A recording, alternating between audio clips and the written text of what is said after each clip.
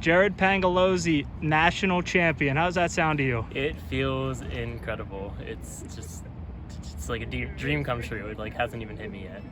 So 10K, hot weather, not an easy race in any conditions. Obviously, as muggy as it was, didn't make it any easier. How were you able to persevere, fight through, and come away with a pretty clean victory at the end, winning by 12 seconds? Yeah, so we took out the first mile like pretty easy. I think it was probably around like 5 minutes. So we were chilling through that first mile, and someone kind of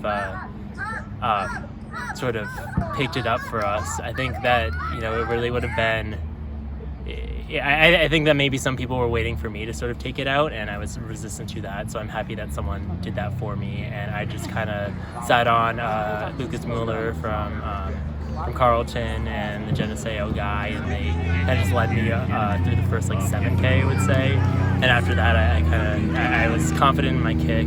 I had talked to Bobby before the race, talking about how that last 2K was really important, especially that last 800. How we had been doing workouts to develop that kick, and that just came through at the end, so that really helped. Yeah, I just talked to Bobby a few moments ago, and he told me all year your plan was to finish with a 2:15 800. You finished with exactly a 2:15 800. So how does that feel to just kind of put all the training and all the hard work into action?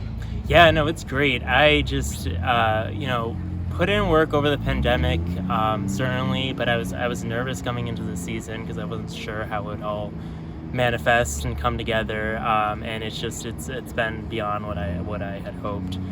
So it's incredible, and I think even before this year I was sort of worried about having sort of that speedier side. I knew I was like more of a 10K and cross guy, but I think I've proved that, you know, my speed has developed, and I'm ready to rock that 5K on Saturday. Well, let's just talk about that for just a moment. You miss out on your cross-country season. You miss out on indoor last year. You miss out on indoor this year. There's so much that, you know, you and your class and your teammates had to miss out on because of this pandemic. To come back and to fight through all of that, and then at the end of the day, for you to be able to say, I won a national championship. You know, how proud does that make you to know that you put in the work and you put in the time and it manifested? Yeah, no, it's incredible. Even if I wasn't All-American this year, I had an incredible PR both in the 5K and the 10K. Just so much fun this season, my last season with my teammates. So this is just icing on the cake. I remember talking to actually Coach Mara, and we were talking about how the last time we were at a nationals meet was also in North Carolina when it got canceled for indoor. So it kind of just felt like, you know, it was coming full circle. And that was just sort of the thought in my head, like, okay, like I want to redeem myself. I want to redeem the seasons that I missed. We're back in North Carolina. And I think that really motivated me. Final question I have for you. At what point did you know? Did I know? I would say I never really knew because I didn't want to have it in my head. Like, you know, I was like, okay, they're right behind me. You know, Lucas is like such a tough racer, and he just like stuck with it. It was just like super impressive. So in my mind, I was just like, okay, they're right behind me. They're right behind me. I need to keep going, and that's the thing that propelled me. So I didn't know until I crossed the line, and I was like, it just felt so good.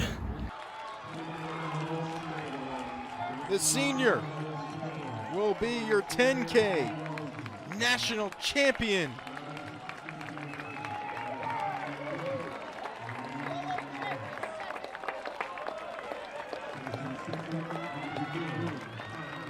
Jared Pangallozzi brings home an individual championship for the Johns Hopkins Blue Jays. So happy for it, man. So happy for it. That was beautiful. That was beautiful. Hey, everything about that was a good point. Most of it.